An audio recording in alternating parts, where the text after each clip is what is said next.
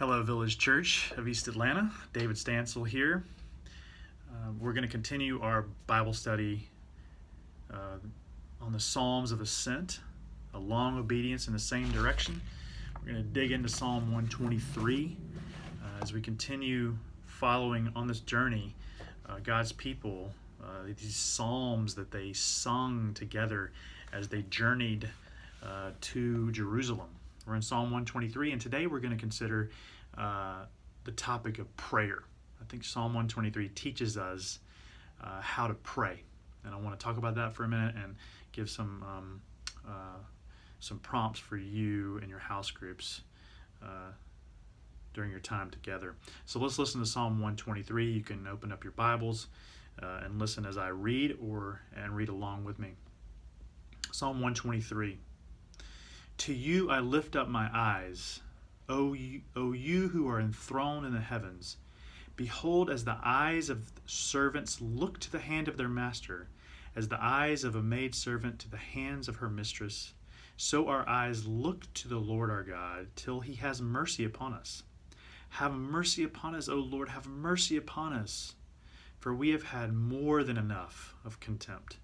Our soul has had more than enough of the scorn of those who are at ease, of the contempt of the proud. This is the word of the Lord. Thanks be to God. So I want us, like I said, to touch on the topic of prayer, to consider the topic of prayer as we look at this Psalm 123. Again, I think this teaches us about prayer. But before we do that, and the first step in understanding that, we have to look at who is praying. This is God's people, and listen to what they say, the position, the posture they kind of put themselves in, and the ways in which they identify. If you see verse 2, they say, behold, as the eyes of servants look to the hand of their master, as the eyes of a maidservant to the hand of her mistress. And I think this is where Eugene Peterson is so helpful here in giving us an understanding of the situation to understand who these people are and what they're praying. That there's this experience of servitude. This experience of servitude, he says, is recurrent throughout history. The psalmist lived in a culture in which the slave and the servant were institutionalized, as they have been at different times in world history. The psalm is a part of a vast literature of outcry, a longing for deliverance from oppression. You even see it here in verse 4.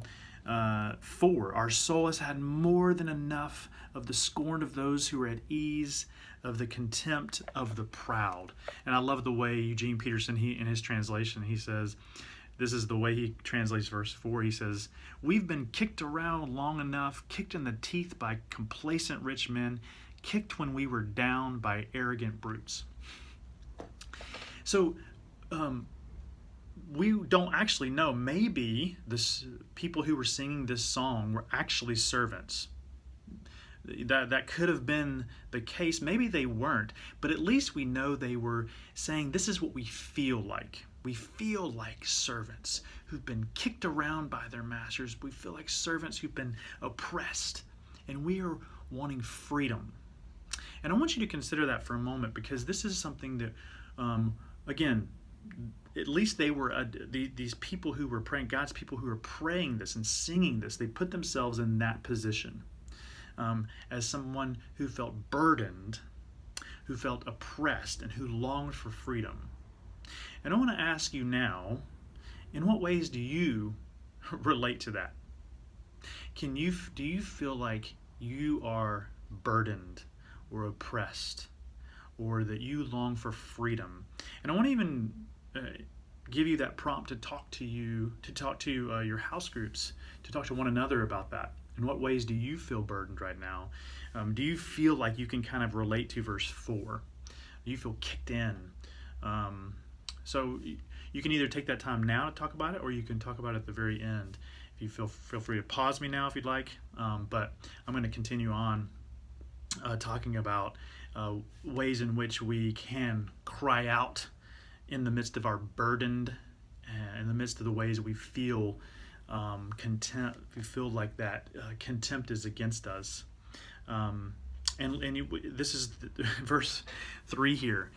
The cry, have mercy upon us, O Lord, have mercy upon us. And that is, let's not forget verse 1 when the psalmist says, to you I lift up my eyes, you who are enthroned in the heavens. All right, so it's important that we understand that this is an acknowledgement that God is our King.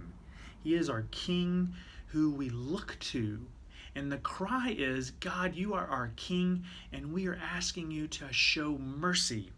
Even they say, our eyes look to our God in verse 2 here, till he has mercy on us. It's this cry, God, have mercy on us. You are enthroned above. And this is, I think, where Eugene Peterson, again, is so helpful. He says, the word mercy means that the upward look to God in the heavens does not accept God to stay in the heavens, but to come down, to enter our condition, to accomplish the vast enterprise of redemption, to fashion in us his eternal salvation.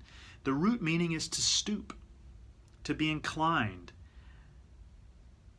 Servitude is not a vague, woolly gathering in a general direction of God, and certainly not a cringing, cowering terror under the lash of God.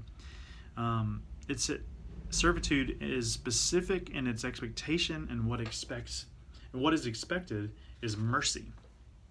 So just to get back to it like that, the word mercy is when we look up to God and we say, come down. God, would you please come down? And that's the irony of this, is that when we feel like these people that are praying feel like servants who are being oppressed, and we have a God who is a King, and he is, when we cry out to him for mercy, he has done that in the person of Jesus. He has shown us his mercy in the person of Jesus, who came and took the form of a servant himself to become oppressed just like us. And so this prayer is actually one of my favorite prayers in all the Bible. It's actually the Jesus prayer is kind of what is known. It's one of the most commonly used prayers. Lord, have mercy on me. God, have mercy on us. And it's important that we understand that this is a prayer we never get over. We never kind of get to a point where we're mature enough to stop praying that. Actually, we continue to grow in maturity in the faith as we continue to pray that. Lord, have mercy on us. Lord, have mercy on us. And I want to invite you to pray that together during your house group, that you would pray, God, have mercy upon us. Would you come down? And continue to fill in the blank of that. Come down. God, would you have mercy on us and come down and save, provide salvation for your world. I want to invite you to pray that together and to remember and to celebrate the fact that God has come down in the person of Jesus, and he has shown us mercy. And as we journey through the Christian life, we are continually taking hold of that more and more and more. And the fact that as we cry out for mercy, as we continually cry out for mercy, as we continually ask God to come down, that he has done that in Jesus. Friends, that's the Christian life. We continue to pray this and we don't ever stop.